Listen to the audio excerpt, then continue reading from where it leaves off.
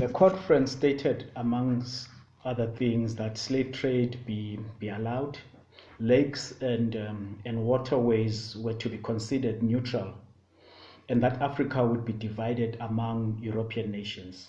Britain and France claimed the majority of the territory, while European powers claimed smaller areas or areas of more importance to them. One of these areas of importance was the Congo, which was controlled by Belgium. To the question whether Africa is still colonized, even today, 135 years later, following the Berlin Conference, 14 African countries are still being economically oppressed by France through colonial pact that forces them to put 85% of their foreign reserves in France's central bank under the French Minister of Finance control. This type of colonization is called neocolonialism. The use of economic, political, cultural, or other pressures to control or influence former dependencies or colonies. Perhaps the topic of how post-independent Africa got to where she is should also be discussed. Neocolonialism versus imperialism. Earlier scholars defined the relationship between colonialism and imperialism. Perhaps the simplest definition of this relation, of how the two relate, is that a colony is part of an empire.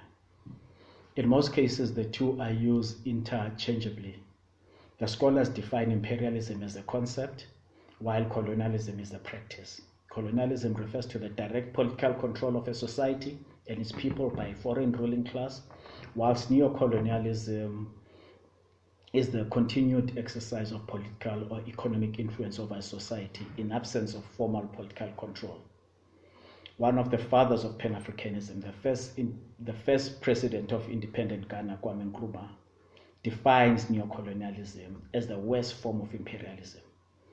He says those who run it, neocolonialism means power without responsibility, and for those who suffer under it, it means exploitation without recompense.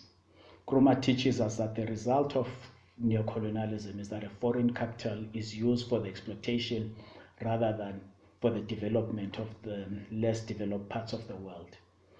Neocolonialism is a practice where dominance is present, but there is no direct political leadership.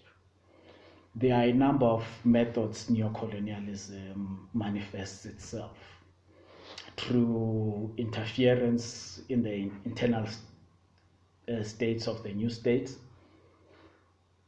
through the supply of arms and weapons, use of foreign aid and loans, through control over international economic institutions, through the use of multinational corporations, by creating economic dependencies, and by creating satellites.